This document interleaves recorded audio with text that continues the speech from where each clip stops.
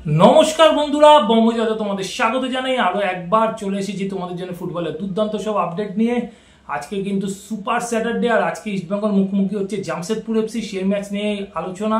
তারপরে কিন্তু আজ আইএসএল এর প্রথমবারের মতন ডার্বি হতে চলেছে মোহনবাগান মোহামেডানের, সেই ম্যাচ নিয়েও কিন্তু কথা হবে। আর অবশ্যই ভারতীয় ফুটবলের দলবদল এবং ইস্টবেঙ্গল কোচ হওয়ার দৌড়ে কে এগিয়ে আছে সেসব খবর তো জানবেই। তার আগে বলবো আমার চ্যানেল বঙ্গজয়কে তোমরা বেশি করে লাইক শেয়ার আর কমেন্ট করো, আর চ্যানেলে যারা নতুন এসছো তারা সাবস্ক্রাইব করে বেল বাটনটা অন করে দাও যাতে ফুটবলের সব নোটিফিকেশন তোমরা রোজকার মতন পেতে থাকো। তো চলো দেখে নিই প্রথমেই তোমাদের জন্য কি খবর অপেক্ষা করছে। প্রথমেই আসি আই লিগ 3-র কথায়। আর আই লিগ 3-তে কিন্তু অলরেডি জানো যে 4টে দল তারা কিন্তু পরবর্তী রাউন্ডে চলে গেছে বা আই লিগ 2-তে চলে গেছে। তার মধ্যে কিন্তু অবশ্যই আছে বাংলার দল ডায়মন্ড হারবার এফসি, আর তারা কিন্তু এই মুহূর্তে তাদের গ্রুপে টপ করে আই লিগ 3 ফাইনাল খেলবে মিজোরামের চানমারি এফসির সাথে। আর সেই ম্যাচ জিতলে কিন্তু diamond Harbour FC I league 3 champion হয়ে যাবে। তো আর এবার একটুখানি আমরা দেখে নিই যে আই লিগ 2-তে কোন কোন দল খেলছে আর কটা দল খেলছে, সেই দলগুলোর নামও একটুখানি বলে দিই। 10টা দল কিন্তু আই লিগ 2-তে খেলবে, আর এই 10টা দলের মধ্যে আছে চানমারি এফসি, যে দলটি কিন্তু আইজল মিজোরামের। এছাড়া আছে ডায়মন্ড হারবার এফসি পশ্চিমবঙ্গের দল, এফসি বেঙ্গালুরু ইউনাইটেড কর্ণাটকার দল। এছাড়া কিন্তু আছে ক্লাসা এফসি, এই দলটি কিন্তু মণিপুরের দল। এছাড়া আছে যে দলটি সেটা হচ্ছে নেরোকা এফসি, এই দলটিও ইম্ফল মণিপুরের দল, গত বছর আই লিগ খেলেছিল, তারা রেলিগেশন হয়ে গেছে। এছাড়া আছে কিন্তু স্পোর্টস একাডেমি তিরুর, সেই দলটি কিন্তু কেরালার মাল্লাপুরমের দল। অন্যদিকে আছে স্পোর্টিং ক্লাব দি গোয়া, একটা সময় আই লিগে দাপিয়ে ফুটবল খেলেছে। পানাজির এই দলটি কিন্তু এবারে আই লিগ 2-তে খেলবে। এছাড়া সুদেবা দিল্লি এফসি নিউ দিল্লির দল। ট্রাউ এফসি আই লিগ খেলে গত বছর রেলিগেশন হয়ে গেছিল, সেই ট্রাউ এফসিও কিন্তু মণিপুর থেকে এবার আই লিগ 2-তে খেলবে। এছাড়া আছে পশ্চিমবঙ্গের দল ইউনাইটেড স্পোর্টস। ইউনাইটেড স্পোর্টস তো কলকাতা ফুটবল লিগে তোমরা দেখেছো ইউনাইটেড স্পোর্টসকে দারুণ ফুটবল খেলতে। এর আগে তারা আই লিগও খেলেছে, আইএফএসএল জিতেছে, ডুরান্ড কাপ জিতেছে। তো এই দল কিন্তু খেলবে আই লিগ 2-তে। এছাড়া কিন্তু রাজ্য হিসেবে যদি আমরা ভাগ করি তাহলে কিন্তু মণিপুর থেকে 3টে দল কিন্তু খেলছে আই লিগ 2-তে। এছাড়া কিন্তু পশ্চিমবঙ্গ থেকে 2টি দল, মিজোরাম, দিল্লি, গোয়া, কর্ণাটকা, কেরালা থেকে কিন্তু একটি করে ক্লাব এবার আই লিগ 2-তে খেলতে দেখা যাবে। অন্যদিকে সাব কাপের খবর আসি। সদ্য সাব কাপ জিতেছে অনূর্ধ্ব-17 ভারতীয় দল ইশফাক আহমেদের কোচিংয়ে। তো সেই সদ্য সাব কাপ জয়ী ভারতীয় অনূর্ধ্ব-17 দলের দায়িত্ব নেওয়ার পরিকল্পনা করেছে তেলেঙ্গানা রাজ্য সরকার। বৃহস্পতিবার হায়দ্রাবাদের লাল বাহাদুর শাস্ত্রী স্টেডিয়ামে 2024 চিফ মিনিস্টার্স কাপের উদ্বোধনে এসে এই কথা জানিয়েছেন তেলেঙ্গানার মুখ্যমন্ত্রী আনুমালা বেরান্ত রেড্ডি। এই ভাবনার ফলপ্রসূ হলে অনূর্ধ্ব-17 জাতীয় দল হায়দ্রাবাদে তাতে অনুশীলন করবে এবং বিভিন্ন প্রতিযোগিতায় প্রস্তুতি নেবে, এবং তাদের সাথে প্রস্তুতি সহ সমস্ত খরচ কিন্তু এবার থেকে বহন করবে তেলেঙ্গানা রাজ্য সরকার। এবার আসি একটুখানি ভারতীয় ফুটবলের দল বদলের খবর। আর প্রথমেই দল বদলের খবর আই লিগের দল রিয়াল কাশ্মীরকে নিয়ে। আর এই মুহূর্তে কিন্তু সেনেগালি ফরওয়ার্ড এলহাই আব্দুল করিম সান্তকে নিজের দলে সই করালো আই লিগের দল রিয়াল কাশ্মীর এফসি। ভারতের মাটি দিয়ে ইতিপূর্বেই শিলং লাজং এফসি ও চাকচিল ব্রাদার্সের হয়ে আই লিগে 28 বছর বয়সী এই গোল মেশিন গত মৌসুমের শুরুতেই লাজংয়ে যোগ দিলেও মাঝ মৌসুমে শীতকালীন ট্রান্সফার উইন্ডোতে তিনি চাকচিল ব্রাদার্সে পাড়ি দেন।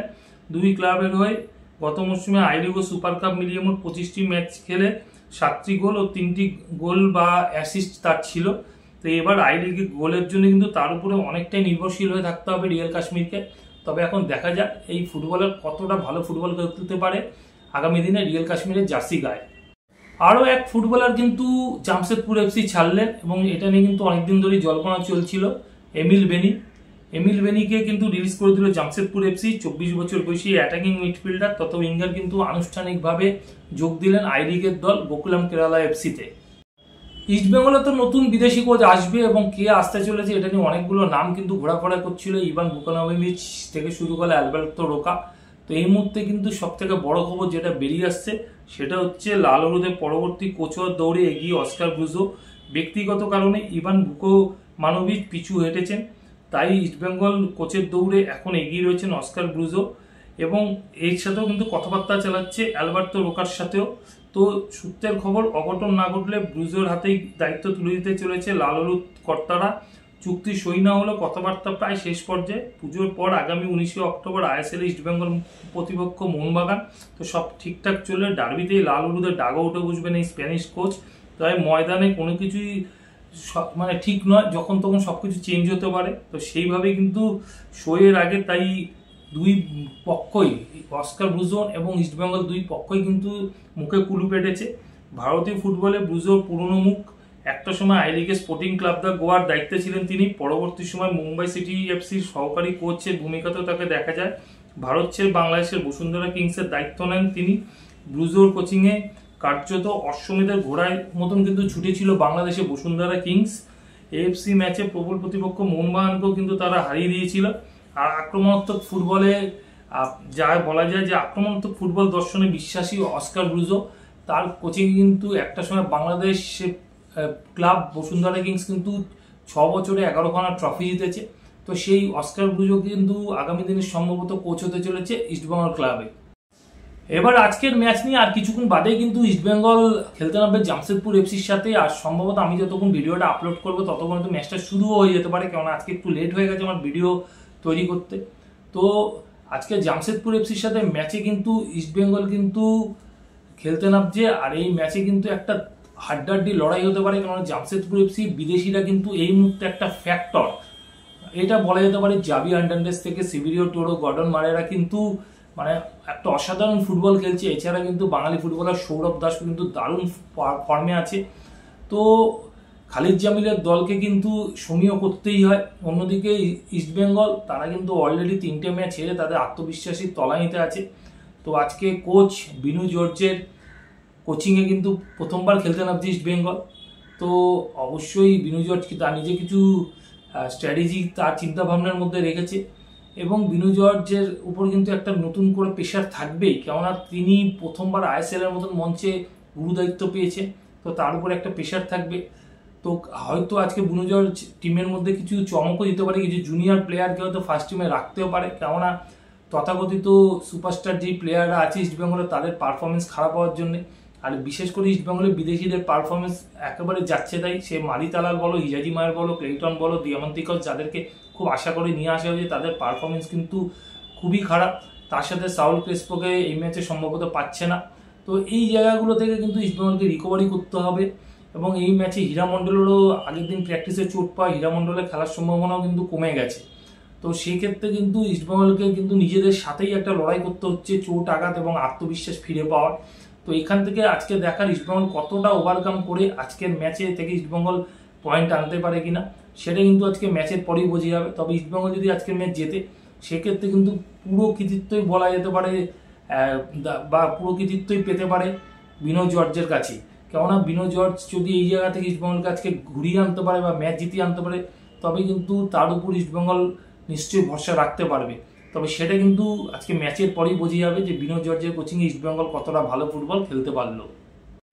আর আজ সন্ধ্যা 7:30 থেকে কিন্তু আজকে মেগা ডুয়েল আছে কলকাতা ফুটবলে এবং আইএসএল ইতিহাসে। বলা যায় এটা আজকে প্রথম আইএসএল ডার্বি হতে চলেছে কলকাতাতে, সেটা মোহনবাগান আর মোহামেডানের মধ্যে। তো এই ম্যাচ নিয়ে কিন্তু অলরেডি মানে কলকাতা গরম হতে শুরু করেছে, ফুটবল উন্মাদনা তুঙ্গে। আর মোহামেডান অফিসিয়ালরা কিন্তু কালকে থেকে একটা পোস্ট শুরু করেছে যে পালতোলা নৌকার রং কালো সাদা, মানে এরকম একটা কিন্তু হাইপ তোলার চেষ্টা হচ্ছে। আর এই ম্যাচ সম্ভবত মোহামেডান কিন্তু তাদের আগের ম্যাচে যেই প্রথম একাদশ রেখেছিল সেই প্রথম একাদশ রেখেই তারা কিন্তু খেলতে চলেছে। আর তাদের কিন্তু অবশ্যই ভরসা কাসিমভ, অ্যালেক্সিস এবং তাদের নতুন ব্রাজিলিয়ান যে ফুটবলার এসেছে যে ফ্রাঙ্কা, তো এদের উপর কিন্তু অবশ্যই ভরসা। এছাড়া আদেজেই কিন্তু ডিফেন্সে যথেষ্ট নির্ভরতা দিচ্ছে। আর মোহামেডান স্পোর্টিং তাদের কিন্তু তারুণ্য আর ফিটনেসের উপর কিন্তু নির্ভর করে ফুটবল খেলছে, যথেষ্ট গতিওয়ালা ফুটবল খেলছে বা স্পিডি ফুটবল।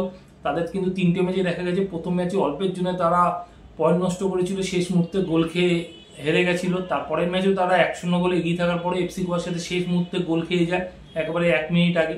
এবং লাস্ট ম্যাচ যেটা খেলেছে সেটা চেন্নাই এফসির সাথে, কিন্তু সেই ম্যাচটা তারা জিতেছে এবং 3 পয়েন্ট পেয়ে তাদের কিন্তু আত্মবিশ্বাস ভরপুর।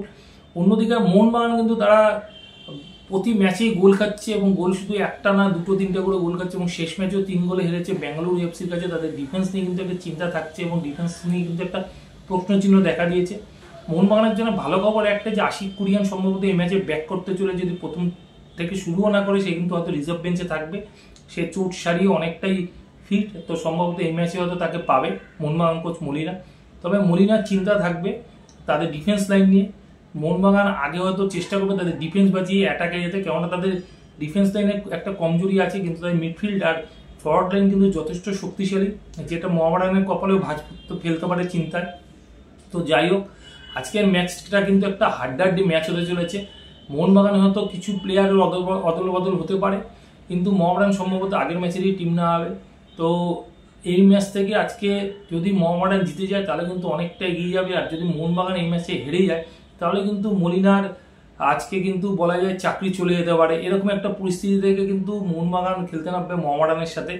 তো ম্যাচটা কিন্তু যথেষ্ট উপভোগ্য হবে। আর এই ম্যাচ আজকে সন্ধ্যা 7:30 থেকে তোমরা কিন্তু দেখতে পারবে স্পোর্টস 18-1, স্পোর্টস 18-2, স্পোর্টস 18-3, এছাড়া কিন্তু জিও সিনেমা অ্যাপেও তোমরা এই ম্যাচ কিন্তু আজকে সরাসরি দেখতে হবে সন্ধ্যা 7:30 থেকে। তো এখনকার মতন খবর এই পর্যন্ত। নতুন খবর নিয়ে হাজির হবো তোমাদের কাছে পরের ভিডিওতে। যাওয়ার আগে শুধু একটা কথা বলবো, আগের ভিডিও যারা মিস করে গেছো ডিসক্রিপশন বক্সে তার জন্য লিঙ্ক দেওয়া থাকবে, তোমরা লিঙ্ক ক্লিক করে কিন্তু আগের ভিডিও দেখে নিতে পারো। এখনকার মতন গুড বাই।